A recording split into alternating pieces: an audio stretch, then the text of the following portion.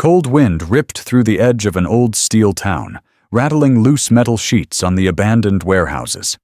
At the very end of a cracked road stood a small wooden house, its paint peeling after too many winters. Inside, a single lamp burned low. Mabel Price sat by the window, shoulders wrapped in a faded quilt her mother had stitched decades ago. At 72, she had learned to live with silence. But tonight the quiet felt heavier than the storm outside. Stacks of overdue bills lay on the table beside her tea. The bank's final notice sat on top, a reminder that one more missed payment could take the only thing she still called hers. She rubbed her hands together, feeling the cold even though the heater hissed nearby. Beyond the glass, snow swept across empty lots where men once worked 12-hour shifts at the mill. The factory was gone now, and so were most of the neighbors who used to wave from their porches. A framed photo of Miles Price, her late husband, rested near the lamp. In it, he wore his army jacket and the same easy smile that used to make their small kitchen feel full. 15 years had passed since the day he didn't come home from the hospital. Mabel touched the frame, letting her fingers pause on his face, as if the memory could steady the tremor in her chest. The storm pressed harder against the windows. Somewhere beyond the wind, a faint low sound rose and faded, too steady to be thunder. Mabel leaned closer, eyes narrowing at the darkness. Something was moving out there, past the frozen street, heading her way. If stories like this speak to you, tap like, subscribe, and hit the bell so you never miss the next chapter of real kindness and courage. Snow hammered the small house as the night deepened. Mabel kept her eyes on the darkness beyond the glass, unsure if the sound she had caught was real or just her nerves. Then a sharp glow pierced the storm. One headlight, shaky in the wind, cut a thin path across the yard. A second followed, then 3 more, forming a row against the driving snow. Mabel straightened in her chair, the quilt sliding from her shoulders. Engines pushed through the wind, low and heavy, not like passing traffic. Their rhythm climbed, steady and sure, a drumbeat against the storm. 5 lights turned into 10, 10 into 20. Within seconds, 30 beams slashed the white air, spilling over the sagging fence and broken gate at the edge of her property. Shapes emerged inside the glow. Motorcycles leaning against the gale. Chrome slick with ice. Riders hunched low to shield themselves from the cold. Her breath caught. She hadn't seen a visitor in months, let alone a convoy like this. The machines rolled closer, tires sinking into drifts that had swallowed the dirt road. Snow spun in circles around their wheels, steam rising from the engines as they fought the temperature. Mabel's hand slid to the small wooden fan resting on the side table, a keepsake from Sunday service long ago. She gripped it without thinking, a nervous anchor in her palm. The bike slowed to a crawl, headlights sweeping across her porch. 30 figures came into focus. Leather jackets darkened by sleet. Helmets crusted with frost. Boots pressing deep tracks into the yard. They were big, rough silhouettes, the kind a quiet woman alone might dread. But none of them moved toward the door. They stayed near their bikes, forming a loose semicircle, shoulders bent against the wind. One rider stepped ahead of the line. He pulled off a heavy glove, then raised a hand to the others, signaling stillness. Even through the storm, his stance carried control, calm under pressure. The others adjusted, their engines idling in unison. Mabel could see his breath plume as he leaned forward slightly, scanning the porch, the windows, her shadow inside. He didn't look reckless. He looked like someone used to leading a crowd. The storm hissed between them, piling snow against the step. Another rider shifted, boots crunching loud enough for her to hear through the glass. He glanced at the leader, then back at the door. Waiting. Mabel stayed frozen by the window, the fan tight in her hand, unsure whether to hide or face them. Her heart thudded fast, loud in the quiet room. A knock broke through the roar. Not wild, not angry. A steady thud. 3 times. measured and clear. Mabel flinched. The leader lowered his head against the snow, voice firm but respectful. "Ma'am," he called, just loud enough to carry. "We're freezing out here." The words settled over the room, heavier than the storm. No one rushed her door. They stood where they were, waiting for her choice. Mabel didn't move at first.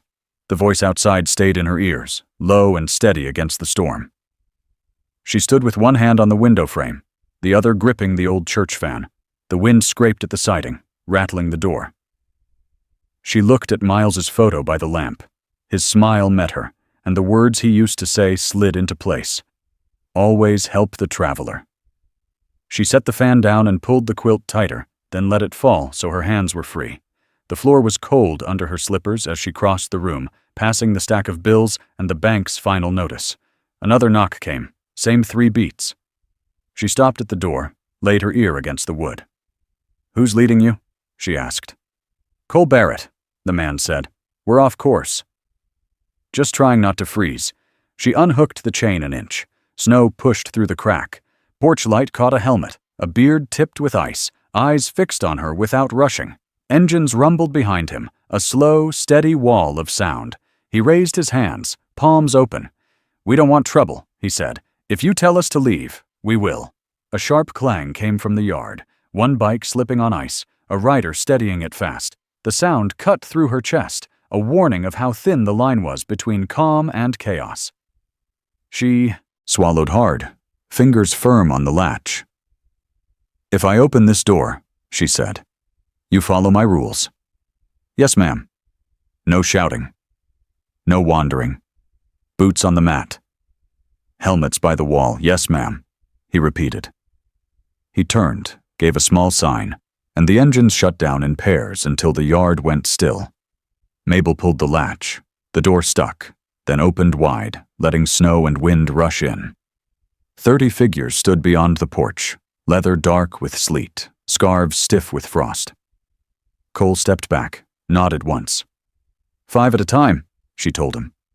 He motioned, and the first riders climbed the steps, careful not to bring more snow than needed. They set helmets by the wall, wiped boots, kept hands close to their sides. A few more groups followed quickly, the house filling with wet leather and steam as order settled over the room. Cole came in last, setting his helmet down with care. "Thank you," he said quietly. "We can stand." "You'll get more than that," Mabel replied. "But you'll get it in order." She shut the door against the storm. 30 strangers stood in her front room, silent, watching. The night sealed behind them. The house felt alive again. But what waited inside those walls was only beginning. Mabel closed the latch and turned to face the crowd in her front room. Snow clung to their jackets and boots, puddling on the mat she had laid down years ago. The air was thick with cold metal and damp leather.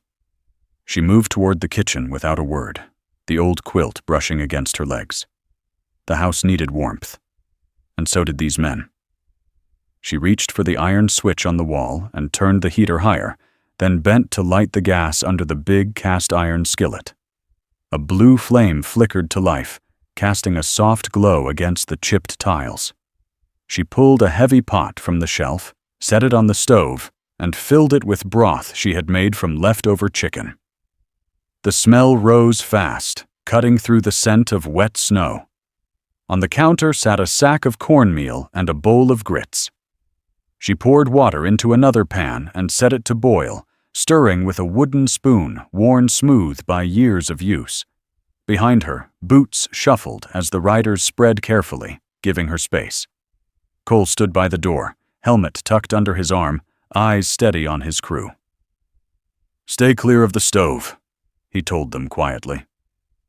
One of the younger men, barely past 20, leaned closer to the heater, fingers shaking as he tried to rub warmth back into them.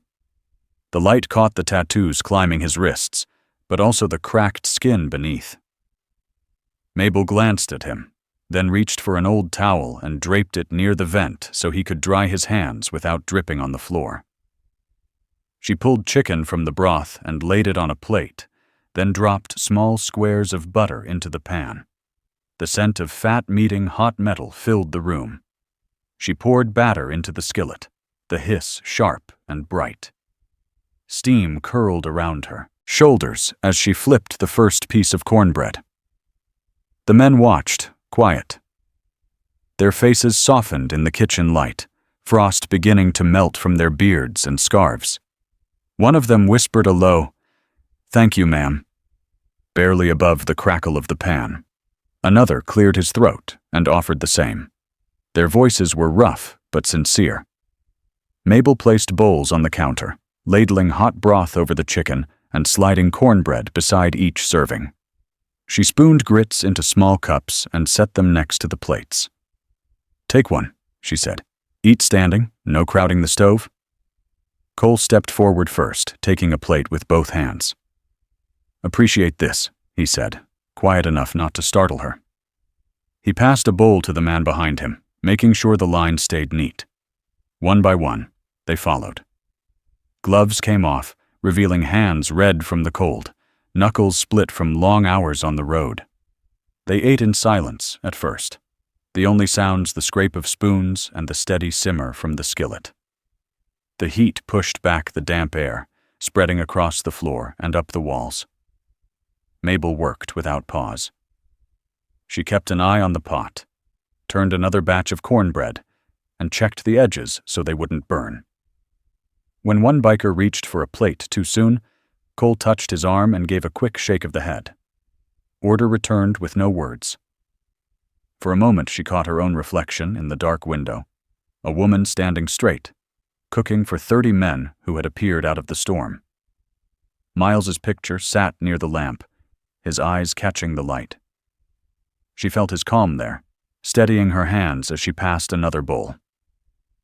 The kitchen filled with a mix of smells. Warm broth, cornmeal, and the faint cedar that lingered from the old quilt. The riders shifted closer to the walls, leaving a clear path between her and the stove. Some nodded to her as they finished, setting empty dishes on the counter the way a guest should. As she poured the last of the batter into the pan, the storm outside hit the walls again, but softer now, muffled by the food and heat. She saw more faces relax, a few shoulders drop, and even a quick grin flash before disappearing. Whatever stories they carried, the cold had kept them hidden. Now the warmth let pieces of the men surface, tired eyes, rough fingers, and a hunger that went beyond food. Mabel slid the final cornbread onto a plate and turned off the flame. The house smelled alive again, and for the first time that night, she let herself breathe. The room settled once the food was gone. Steam still drifted from the dishes stacked by the sink, and the smell of broth clung to the air. Mabel moved slowly, placing the last spoon in a basin of water before wiping her hands on a towel. She looked at the men gathered near the old fireplace. Their boots left damp marks on the floor, but no one shifted toward the furniture without asking. They stood in loose groups, waiting, unsure of what to do next. She nodded toward the hearth. "Sit where you can. Just mind the rug." A few of them lowered themselves onto the floor, backs against the wall, leaving space near the fire. The flames cast orange light on their faces, softening the hard lines carved by wind and road. Mabel brought an old rocking chair closer and sank into it, quilt over her knees. Miles's photo watched from the table.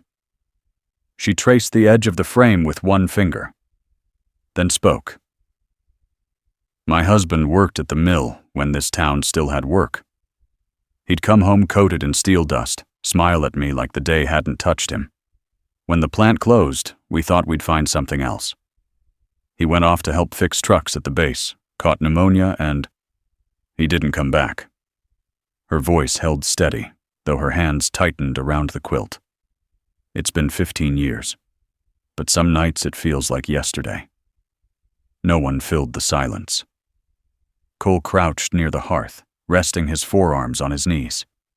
He kept his eyes on her, steady and respectful. Across the room, Jax Monroe sat apart from the others, helmet by his feet. He stared at the fire, jaw tight, as though the flames pulled something heavy from him. One rider shifted, clearing his throat. "I did 2 tours overseas," he said quietly. "Thought I'd leave the noise behind when I came home. Didn't happen. Some nights I still wake up thinking I'm back there."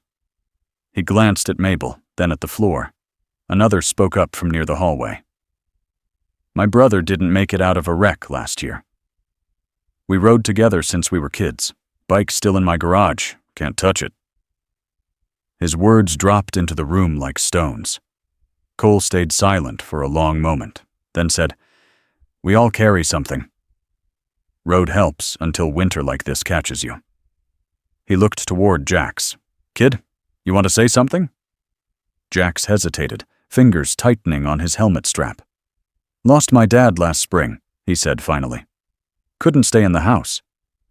Every wall had his voice. He rubbed at his palms, red and cracked from the cold. "Been writing since. Keeps me moving, but it doesn't fix anything." The fire snapped, filling the space between words. Outside, a curtain in the nearest house shifted. A faint outline of a face appeared, then pulled back. The neighbors were watching, unsure what to make of the gathering in Mabel's home. She caught the movement through the window but didn't mention it. Instead, she set the photo of Miles on her lap, letting the light touch his face. "He always said a table's meant for sharing," she told them. "Pain, too. You let it sit in the dark, it eats you alive." Cole's gaze met hers. He gave a single nod, as if acknowledging something unspoken. Around the room, men adjusted their seats, shoulders easing just a little. One laid his gloves by the hearth to dry, hands bare now, knuckles raw. Another rubbed warmth into his fingers, eyes fixed on the flames. The air thickened, not with fear, but with the weight of stories finally said aloud. Mabel felt a slow release in her chest, the same ache she had carried for years, loosening as if each rider had lifted a piece. For a moment, she was not an old widow guarding her house. She was part of a circle, sharing the load of a long night. She tucked the quilt higher and leaned back. The storm outside pressed against the windows, but its sound was dull compared to the quiet strength inside. 30 strangers sat within reach of the fire, their faces open, their voices softer now. Trust, fragile but real, had begun to take root. Jack sat close to the hearth, knees drawn up, eyes fixed on the flames. His hands rested on the helmet in his lap, shoulders tight. The others stayed quiet, giving him space after his story. Then a sharp cough cut through the room. At first it sounded small, but it came again, rougher, deeper. Jax bent forward, one hand at his chest. Another cough tore out of him, followed by a wheeze. He tried to speak, but air caught in his throat. The noise snapped every head around. One man started to rise, another froze, unsure what to do. Jax's breath turned shallow, fast, as if the fire was stealing all the oxygen from the air. "Back up," Mabel said, already pushing herself out of the rocking chair. Her voice was firm, not loud but clear enough to slice through the room. She crossed the floor in quick, steady steps. "Give him room. Cole, lift that rug edge so he doesn't trip." Cole obeyed without a word, pulling the rug clear as she knelt beside the young man. Jax's face had gone pale beneath the soot and frost still clinging to his collar. His fingers clutched the helmet strap until Mabel pried it loose. "Easy, son," she said. "Set this down." She moved the helmet aside and slipped an arm behind his back, guiding him upright. "You need air. Sit tall for me." He tried, but his chest hitched and a dry rattle escaped his lungs. A few riders edged closer. She shot them a look that stopped them in place. "Blankets," she ordered. "Clean if you have them." 2 men rushed to their packs and pulled out rolled cloth. She took one, spread it across Jax's shoulders, then asked for another to cushion behind him. "Keep him warm, not smothered," she instructed. Her hands were steady, practiced, as if they'd done this 100 times. "Water," she called. Someone brought a cup. She tested the warmth against her wrist before tipping a small sip to Jax's lips. He coughed hard, nearly spilling, but she steadied him with a hand at the back of his neck. "Breathe slow," she said. "In through your nose. Out through your mouth. Don't fight it." Cole crouched nearby, eyes on her rather than the younger man. He watched the way she braced Jax's shoulders, how she checked his pulse with 2 fingers and kept speaking in short, calm sentences. The room that had been full of stories moments, Ego was now silent except for the hiss of the fire and the ragged pull of Jax's breath. Another spasm hit, rough enough to fold him over. Mabel held firm, easing him back against the quilt. "Stay with me," she urged. "You're not alone in this house." She glanced at Cole. "Get me that pot lid. Cover the fire some. Heat's too sharp on his lungs." Cole slid the heavy lid halfway across the flames, dimming their flare. The air cooled slightly, taking the bite out of the smoke. Jax's coughing slowed, though tremors still ran through him. She laid a damp cloth across his forehead, pressing it lightly, then checked the rise of his chest. The men kept their distance, ringed around them but quiet, waiting on her next move. Even the ones closest to the door leaned in only far enough to see he was safe. No one questioned her instructions. "Talk to me, Jax," Mabel said. "You feeling steadier?" He nodded faintly, voice hoarse. "Yeah, trying. That's good. Stay right there." She shifted the blanket so it covered his legs and tucked the edges near his boots. "You're warm now? Breathe steady." The tension that had filled the room began to thin. One biker exhaled long, rubbing a hand over his face. Another let his shoulders drop. Cole stayed kneeling until Jax's breaths evened into a quiet rhythm. Mabel eased back, but didn't leave Jax's side. She kept a hand on his shoulder, watching for any flicker of distress. When none came, she stood and looked around the circle. "He'll be fine if we keep the air clear," she said. "No smoke, no crowding him." The riders nodded, moving back to give more space. Some gathered near the walls again. Others sat cross-legged on the floor. Cole rose last, giving Mabel a long look that carried respect rather than surprise. She returned to her chair slowly, the quilt slipping from her arms to drape over Jax. The boy leaned against the padded cushion she'd placed behind him, eyes half closed but calmer now. The fire glowed steady, its light stretching across the floorboards. Mabel settled, hands resting on her knees. She let the quiet hold for a moment before speaking. "That's why you don't crowd a man when he's fighting for air. Give him room, give him calm." Her tone left no doubt she'd handled worse nights before. Cole straightened, still watching her. "You've done this before," he said. She shrugged lightly. "You live long enough. You pick up a thing or two. Miles was sick once. Learned how to keep someone breathing when the night's against them."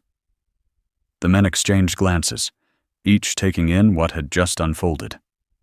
Not just a kind host, but a woman who could take command when danger came through her door. The storm outside scratched against the windows, but inside the house, order and warmth had claimed the space again. The house had gone quiet after the scare. Jax lay propped against a folded quilt near the hearth, his breathing slow and steady. A few riders stayed close enough to watch him, but most had eased back, finding corners or a stretch of wall where they could rest. Boots lined the baseboards, wet leather drying in the heat. The smell of broth and smoke still drifted through the room, mixing with the faint scent of snow. Mabel fed another small log to the fire, careful not to stir up sparks. She sat on the edge of the rocker, eyes moving between the flames and the young man sleeping by the bricks. His face, drawn tight before, had softened in the glow. She reached out once to check the quilt on his chest, making sure it stayed tucked. Cole stood near the window, hands resting on the back of a chair. He watched the yard through a thin patch where frost hadn't claimed the glass. Snow blew sideways, hiding the fence line and swallowing the road. He stayed there a long moment, then looked back at the room as if counting heads before settling against the frame. A couple of bikers shifted near the door, whispering low. Their eyes flicked toward the dark outside, then back at Cole. He shook his head slightly, a silent reminder to keep still. They settled, but their gaze kept drifting toward the yard. Mabel felt the weight of the hour. Her shoulders sagged, but she kept upright, guarding the room and the fire alike. The storm pressed against the shutters, its whistle sliding through every seam in the boards. She pulled the quilt higher over her lap and let out a slow breath. One man by the wall rubbed his hands together, eyes heavy but awake. Another sat cross-legged, head resting against the plaster, drifting between sleep and watchfulness. Even in rest, a layer of caution hung over the room, thin as the glass between them and the night. Mabel glanced once more at Miles's picture. The frame caught the light, steady and warm, while the window beside it trembled faintly from the wind. She kept her gaze there, knowing the darkness outside held more than weather. Something waited beyond the storm, and everyone inside seemed to sense it. Gray light slid through the blinds. The storm outside had calmed, only thin snow brushing against the siding. Mabel rose, eased a log onto the embers, and watched the fire bloom. Jax slept steady by the hearth, the quilt firm across his chest. She touched his shoulder once, then moved to the kitchen. She set water to boil, measured cornmeal, and warmed leftover broth. Butter hissed in the skillet as batter spread thin. Beside it, cocoa melted into milk while a pot of grits thickened.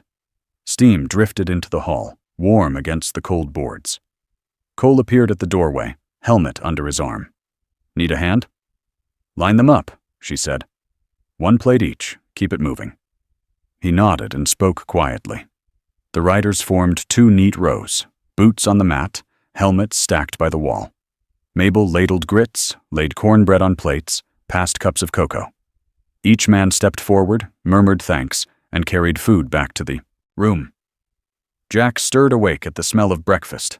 Cole crouched to hand him a plate. "Slow," he said. Jax nodded, still hoarse but steady. Mabel kept the stove busy. Flip, stir, pour. She glanced up now and then, seeing faces soften as heat and food took hold. Fewer words, more quiet nods. A couple of bikers lingered near the window, chewing slow, eyes sliding to the road. Cole caught the look, lifted a brow, and they straightened but didn't stop watching.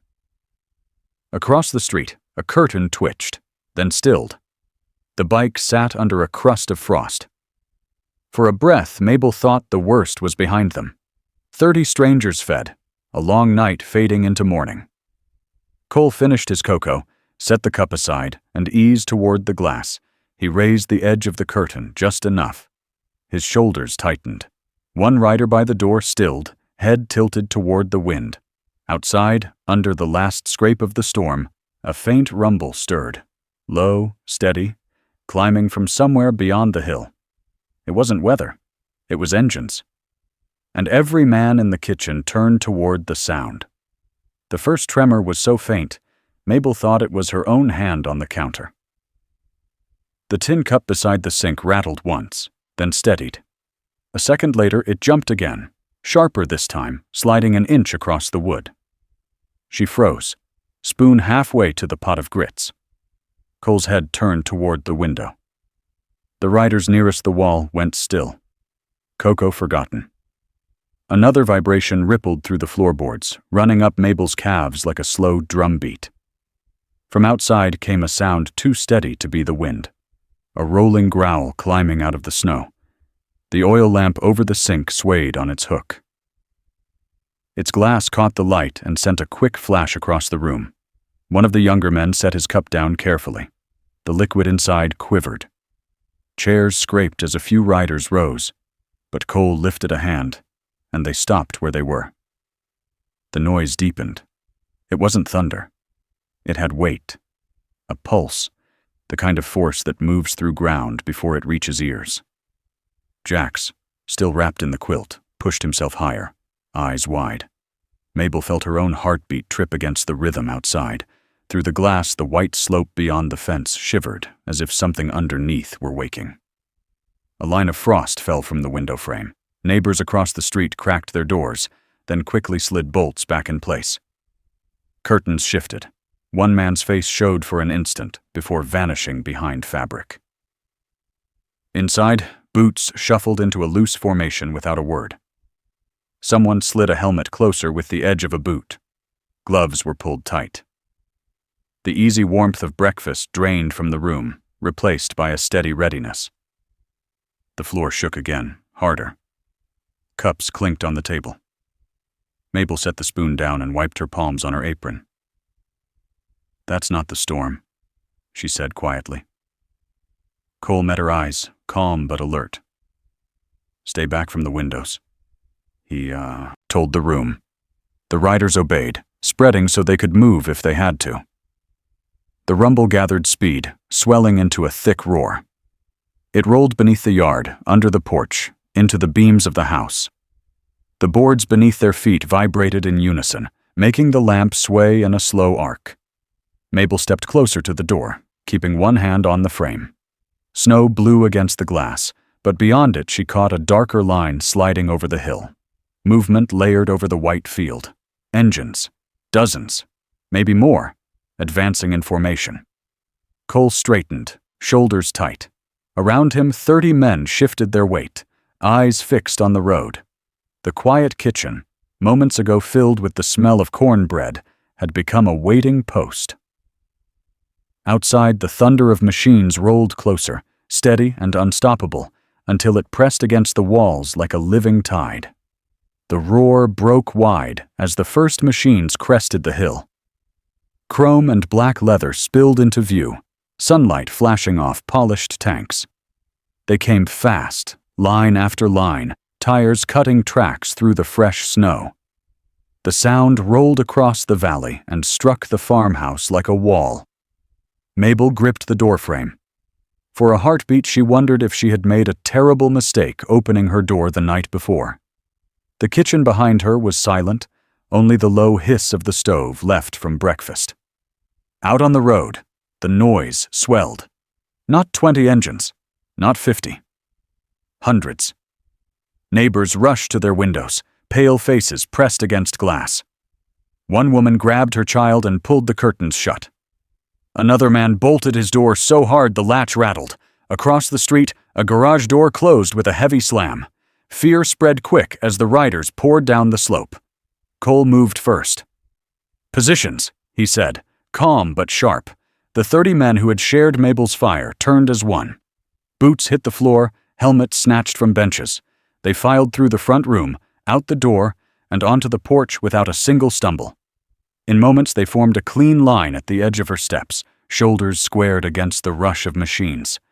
Mabel stepped after them, quilt gathered tight at her arms. The road below churned with leather and steel. Engines snarled in a deep, perfect rhythm, a tide of bikes filling the street from ditch to fence. Sunlight flashed off handlebars and mirrors, turning the whole block into a river of moving light. The newcomers didn't stop at the rise. They kept coming, slowing only when the front rank reached Mabel's yard. Tires spun through slush, spraying white arcs against the fence, the air filled with the smell of fuel and the hot tang of metal. 1,000 riders closed in, their bodies dark against the snow. The porch boards shook beneath Mabel's feet. She clutched the post, eyes moving between the wave outside and the men standing firm on her steps. Cole stood at the center, visor raised, scanning the formation. He didn't speak, but the set of his jaw told the others to hold. Neighbors peered from behind curtains, phones in hand, some already filming. A screen door cracked open down the street, then slammed again. A dog barked once and went silent. Every sound fed the scale of what was gathering. More bikes pushed forward, arranging themselves in wide arcs around the farmhouse. They circled slowly, engines idling heavy, enclosing house and yard alike. Snow swirled around their boots, catching in patches and flags stitched to their jackets. The smell of leather mixed with winter air until the world felt split between warmth and threat. Mabel's breath came short. She tried to read faces behind goggles and masks, but saw only reflections of sky and steel. For a moment, the noise was all she could hear, the layered growl of engines, steady and relentless. She tightened her grip on the porch rail, mind running back to the quiet hour when she had opened her door. Had she invited danger across her threshold? Cole shifted one boot forward, planting himself at the edge of the top step. His men mirrored him, forming a wall between Mabel and the mass below. Their jackets bore colors dulled by frost, but their posture carried discipline, not panic. The street filled until there was no room left. Rows of riders settled into place, engines rumbling in sync. Snowflakes drifted through exhaust haze, catching the morning light. The power of it pressed against the farmhouse, against every person inside and out. Mabel stood behind the line, heart thudding against her ribs. 30 strangers she had fed and warmed now stood like sentries, shielding her from a force so vast it looked less like men, and more like a single living storm. And still the machines kept growling, waiting for a signal no one yet understood. Cole raised one gloved hand, palm open toward the swarm. The effect was instant. Engines that had roared like surf a heartbeat ago began to drop, one after another, until the whole street fell quiet. The last motor clicked once, then went still. Snow sifted from branches in the sudden calm. Mabel felt the silence settle against her skin. A moment before, the porch boards shook under the weight of 1,000 machines. Now she could hear her own breath and the faint hiss of the stove inside. Even the dog across the road stopped barking. Cole stepped down from the top stair, boots firm on the wood. He didn't rush. His men stayed where they were, a dark line guarding the porch. But their shoulders eased as the noise drained away. He reached the bottom step and looked back at Mabel. For the first time, she saw his face clearly. Calm. Serious. Not a trace of threat. The rest of the riders stood as still as fence posts, bikes arranged in clean rows that filled the block. Snow hung in the air, unmoved by wind. The only motion came from thin curls of exhaust fading above the chrome.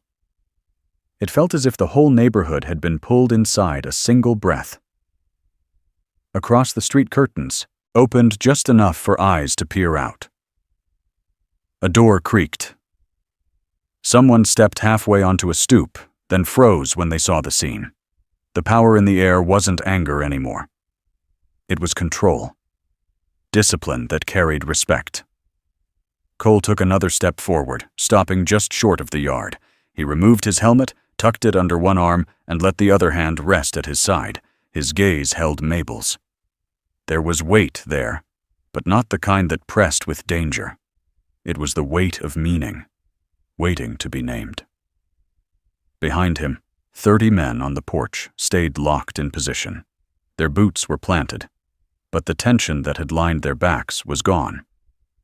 Some lowered their heads slightly, as if standing inside a place where noise didn't belong. Mabel kept her hands on the porch rail. She felt the boards warm beneath her palms despite the snow swirling over the yard. Her thoughts tumbled. About the door she had opened, the food she had served, the storm she thought she'd invited into her home. None of it fit the stillness in front of her. Cole shifted his helmet to his other arm, eyes steady on hers. When he finally spoke, his voice was low, carried more by the quiet than by volume. "You don't need to be afraid," he said. "We're here for another reason." The words didn't answer every question, but they loosened something inside her chest. The threat she had braced for wasn't in his tone. All around, the riders remained frozen, like a congregation waiting for a cue. Even the snow seemed to listen. Jax moved to the doorway, quilt still around his shoulders. He looked from Cole to the sea of bikes, then back to Mabel. She could see the same realization forming in his face. This wasn't an attack. Cole raised his hand again, slower this time, almost a salute. The men nearest him bowed their heads. Row by row, the gesture spread until every rider lowered his gaze toward the porch. The sight stole Mabel's breath. 1,000 men, helmets resting against their thighs, eyes hidden, all leaning toward her in perfect stillness. The farmhouse stood in the center of it, small but steady. For a long heartbeat, no one moved. Mabel sensed the weight of something bigger than storm or danger settling over her yard, an intent she hadn't guessed when she'd unlatched her door. Cole didn't break the silence right away. He let it hold, then stepped one pace closer to the porch, helmet tucked under his arm. When he spoke, his voice carried without strain. "There was another night like this," he said. "Years back. Snow like knives. One of ours lost the road and ended up at this door. You fed him. You wrapped him. You never asked a name." Mabel's fingers tightened on the rail. She had done this before, and sent the rider on without asking anything in return. Cole turned his head slightly. "That rider is standing in your doorway now." Jack stepped forward from the threshold, quilt still around his shoulders. He looked younger in the morning light, eyes clear. "It was here," he said, low. "That lamp. That photo on the table. You gave me broth and a scarf." I never forgot Mabel studied him, finding pieces that matched, the set of his shoulders, the conflict on his face. She nodded once. "You were just a boy." "Not much more now," he said, trying to smile. It faded. "Last night you did it again." Cole faced the street so the rows behind him could hear. She kept him breathing when the cold caught his lungs. She set the rules, and we followed. We don't ride away from a debt like that. Across the block, the curtains stilled. No more doors slammed. The weight in the air shifted from threat to attention. Mabel glanced at Miles's photo and then back to Jack's. "I didn't save you alone," she said. "You listened." Jax lowered his head. "Because you told me how." Cole's gaze returned to Mabel. "We came because word went out before dawn." He called, and the call went wide. If a woman shows kindness like this in a storm, she doesn't stand alone when the sun comes up. The line on the porch held, but something in their posture eased. What sat between house and street was no longer a wall. It was a guard. "I did what anyone should do," Mabel said. "Not everyone does," Cole replied. "You did it then. You did it now. We remember." He lifted his chin toward Jack's. The young man pulled a worn bandana from his pocket, edges frayed. "You tied this on me at the door," he said. "Said it would keep the wind off my throat. I kept it in my jacket all this time." He held it out to show proof the night she recalled had a witness still walking. Mabel's eyes stung. She wasn't the sort to cry in front of strangers, but the sight pulled at her. She pictured the closed plant, the long winters after, the quiet that had filled the rooms like a second weather. That quiet didn't feel so heavy now. Cole set his helmet on the step, empty hands open.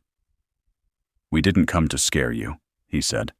"We came to honor what you've done, and to make sure what presses on you presses no more." A murmur moved through the rows, not loud, more like breath passing from one chest to the next. The neighbors who had watched from behind glass lowered their shades, not in fear, but in respect for what was not theirs to interrupt. Jax shifted his weight and looked past Cole at the bikes on the street. "Say the word," he said. "Not yet," Cole told him. He looked back to Mabel. "First we say it plain, so there's no doubt. Last night wasn't luck. It was a promise kept from another winter. You kept it. Now we keep ours. The porch, the yard, the packed road, all of it waited on her reply." Mabel's hand left the rail and found the edge of the door.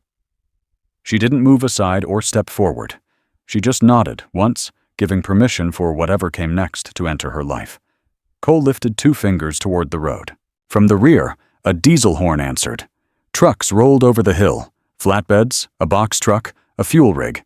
They slid past the bikes and parked along the curb. Doors opened. Men in work jackets hopped down with tool belts and sealed envelopes. No one shouted. Orders moved by nods. Quick, quiet work. "Mabel," Cole said, turning just enough for her. "We're going to set this right." "What does that mean?" It means you don't carry it alone anymore. A rider climbed the steps and put a thick envelope in her hands. Inside were bank slips stamped and signed, the same accounts from her table. Across the top page, a red block sang, "Paid in full." Behind it, property taxes, penalties reversed, interest zeroed. "Roof," Cole called. Ladders rose. A tarp slid up the slope. 2 men hiked bundles of shingles. Another scraped ice from the eaves. A nailer rattled. The rhythm took the block. Clack, hiss, pop, movements tight. At the side yard, a hose snaked from the fuel rig to the tank. The pump kicked on. Warm oil hummed through the line. Heat deepened in the hall. Someone swapped the filter. Another team yanked tarps from the flatbeds, revealing lumber, insulation, and drywall. Sheets moved inside, edges high so they wouldn't scar the wall. A quiet man traced a crack with a putty knife, nodded once, and patched. Outside, Trim met a saw, the scent of pine cutting the air. A scarred rider stepped up with a second envelope. "Records," he said. In clear sleeves sat copies for every payment, collated by date. "You'll have a digital folder, too." He slipped a flash drive into her palm. Down by the trucks, sacks of flour, sugar, beans, and cartons of canned goods moved in steady lines. 2 men set a new kettle on her counter and slid in a case of cocoa. In the yard, another crew stacked split oak beneath the eaves, row on row, high as a man's shoulder. The smell of wood shifted the morning. Neighbors drifted onto stoops, coats over pajamas. Phones came up and then lowered. They watched color return to a house they had learned to pass without seeing. A boy tried to count the nail gun bursts. An older woman covered her mouth when she saw Mabel whisper the words on that red stamp. Jax came up the steps, quilt on his shoulders. "You okay?" "I don't know what to say." "You said enough when you opened the door." He turned and hauled old shingles to a dumpster that slid from the box truck. They tipped the load, banged the side clean, then jogged to set a downspout straight. Another sealed a vent boot with a neat ring of tar. Inside, a small crew fixed a sash lock, replaced a cracked pane, and tightened the front hinge so the door closed with a clean click. In the bedroom, a woman with braided hair checked an outlet and swapped a yellowed faceplate. Every move was quick and careful, the way people treat what they respect. Cole stayed at the steps, taking reports with short nods. He didn't hover. He anchored the lane so work could flow. When the drum thumped full, he raised a hand, and the pump went still.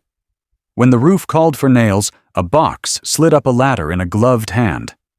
Mabel stood with the envelope against her coat. Each minute rewrote a line she had carried.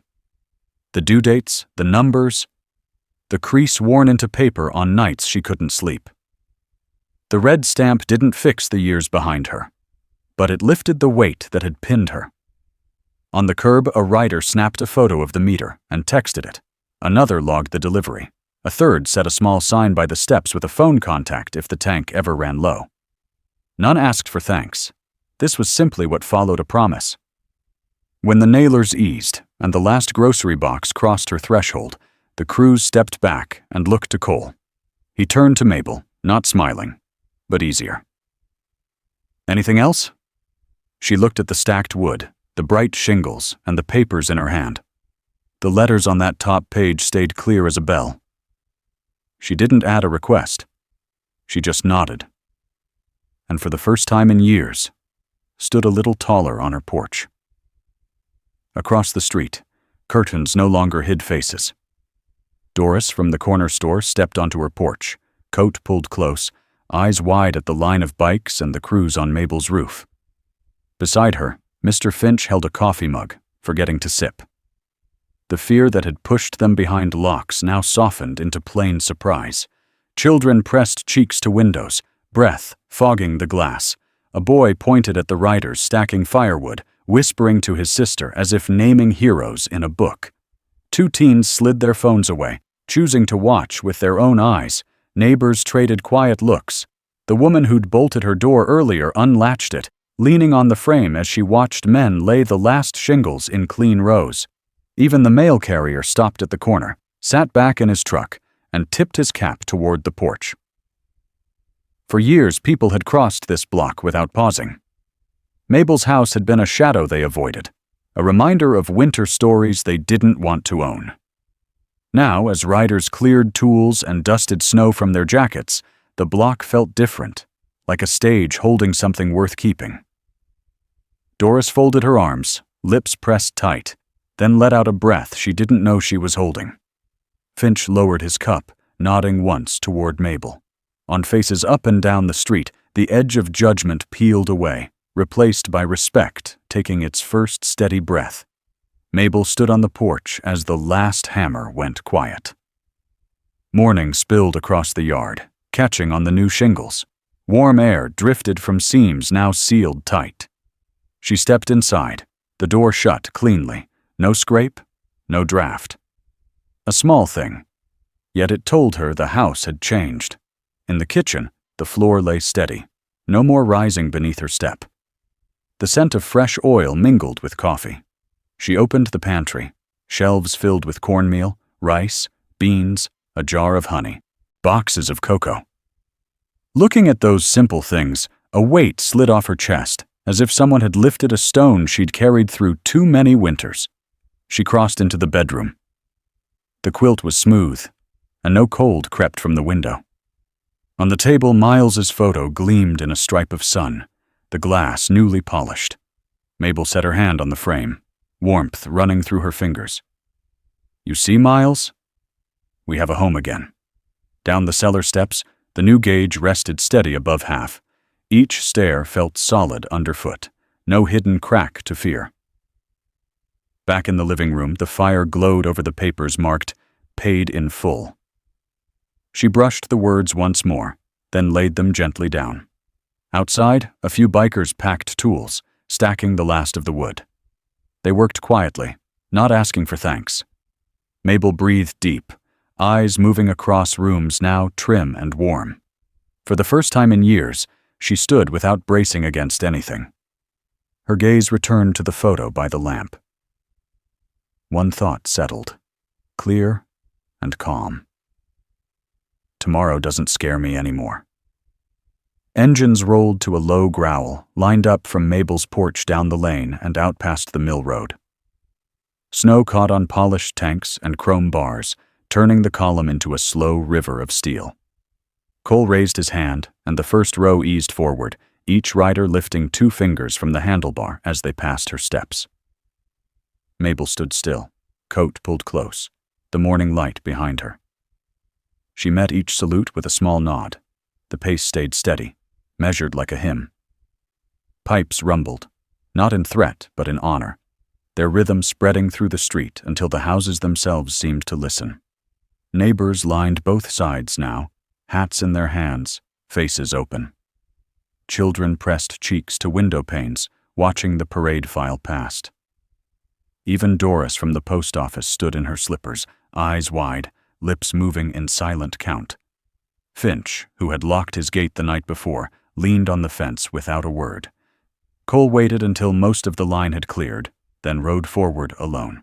He stopped level with the porch, killed the engine, and dismounted. From his vest pocket he drew a small leather patch, stitched with a simple crest. He set it on the railing, meeting Mabel's eyes. No speech, just a slow, steady nod. Behind him, the last of the riders advanced, single file, each repeating the quiet gesture of respect. The air filled with the pulse of idling bikes, deep and even, like a drumline held in check. Sunlight slid over helmets and the edges of saddlebags, throwing pale sparks across the snow. When the tail of the procession turned toward the road out of town, Cole swung back into the saddle. He looked once more at Mabel, touched 2 fingers to the brim of his glove, then joined the column. Engines climbed in unison, a tide gathering speed, carrying the riders away with a sound that was part thunder, part promise. Mabel kept her place on the step, patch resting under her palm. Around her, the town stayed hushed, as if aware they had witnessed something larger than themselves. A farewell carved in steel and respect, offered to a woman who had dared to open her door.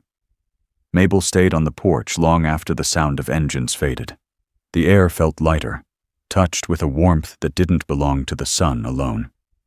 On the railing lay the small leather patch Cole had set there, She reached for it with careful fingers.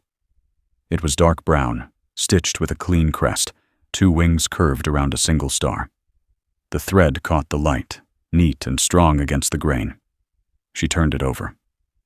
On the back, in soft pencil, 1 word rested in firm strokes. Home. Her thumb traced the letters, feeling the press of the graphite. A single word, yet it held everything. The storm, the strangers, the hands that had worked until the roof stood whole, the line of riders who chose to bow instead of rule. It tied the night to the morning and left no room for doubt about where she belonged. Mabel drew the patch to her chest and let her eyes close.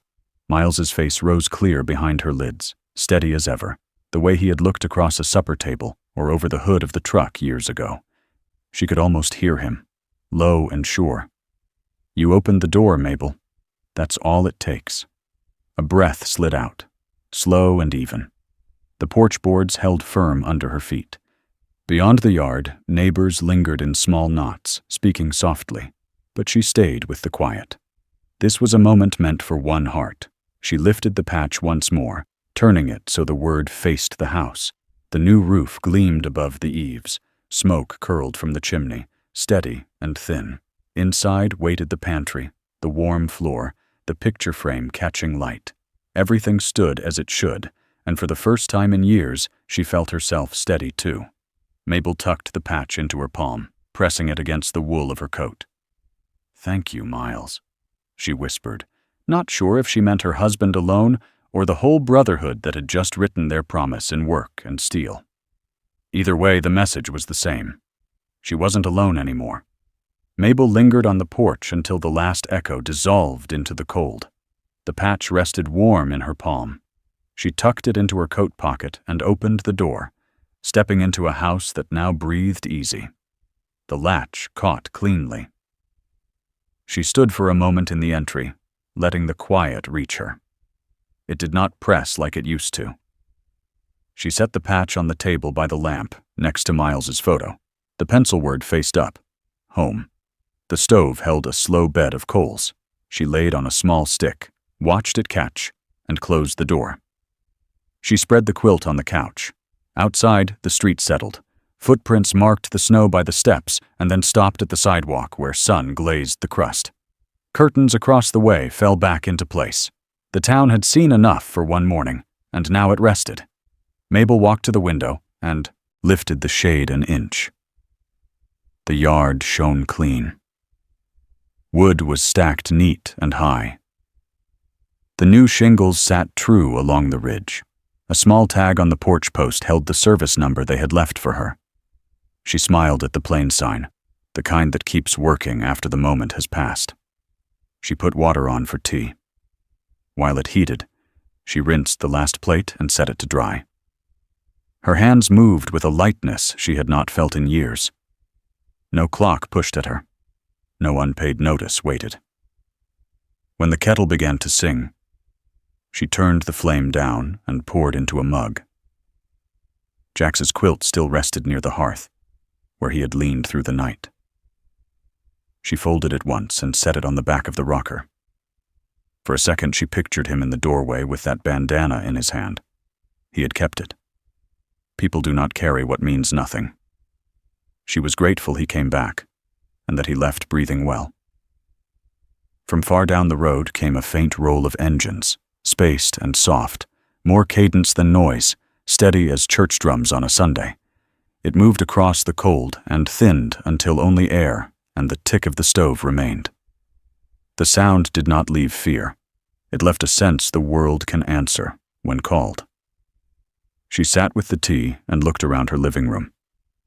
The new lock held the door in place. The photograph on the table caught a clean stripe of light. "We're all right," she said toward the frame. "We've got what we need." She was not asking for proof. It was all around her. She opened the pantry once more, not to count, but to choose. A jar of beans, a bag of rice.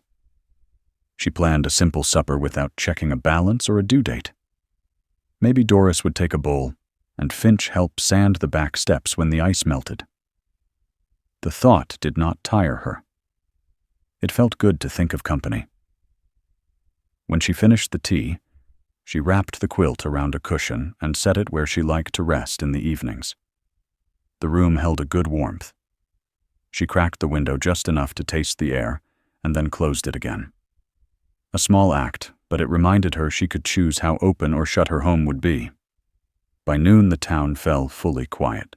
A plow scraped far off and then faded. A dog barked once, then curled in. Mabel set the mug in the sink, rinsed it, and dried it with the same towel she had used for years. She returned to the table and picked up the patch. The words still looked new. She slipped it into a small dish and set the dish by the photo. Not a shrine, just a place to keep what mattered. She pressed her hand to the tabletop, breathed in, and let the breath go. She closed her eyes. Silence filled the room. Not an absence, but a presence she could live with. For the first time in a long time, the quiet felt like home. What did you hear beneath the storm? The noise?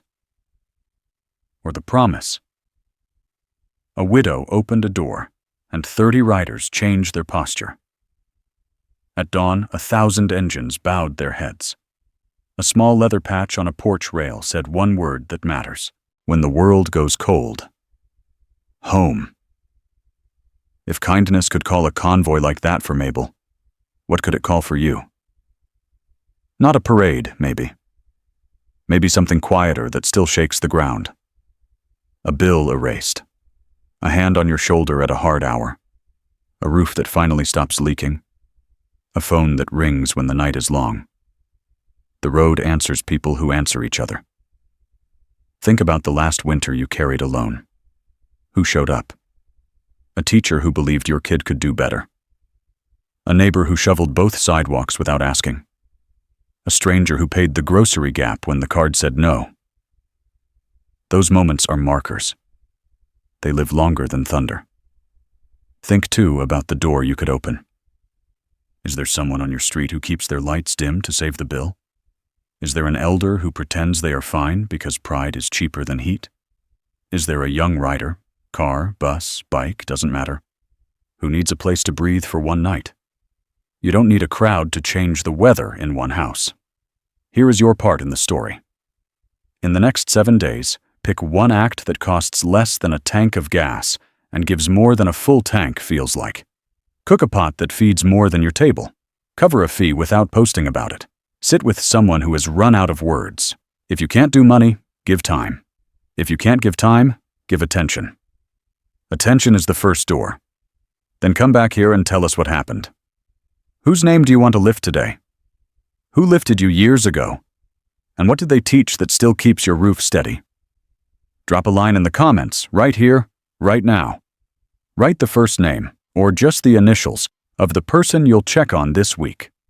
If you've been on the road, military, night shift, long haul, share the one small thing that made a hard town feel safe for a minute. Your note might be the call somebody needs to hear. Where does help begin? Often in places that always held us up. The church basement where the choir warms the weak, the barber shop that keeps news honest, the union hall with coffee at midnight, the corner store that runs a small tab, the block captain's porch, or at your own table with one extra chair. You know your block. You know who is tired. Start there. Keep it quiet. Keep it real. Share this story with one person who thinks they are alone.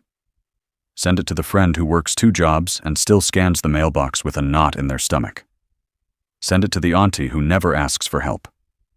Let them know the road runs both ways. If you want more true stories about ordinary people doing the work that keeps a roof over hope, hit like, subscribe, tap the bell. We tell them plain. We tell them with care, because voices like Mabel's built towns like ours. The algorithm is weather. Your click is a window that opens it up for someone else. Last thing, take a breath. Listen past the quiet. Can you hear it now? The far roll, soft as church drums? That's not danger. That's a promise humming out there, waiting for one open door. When it comes to your street, may it find you ready.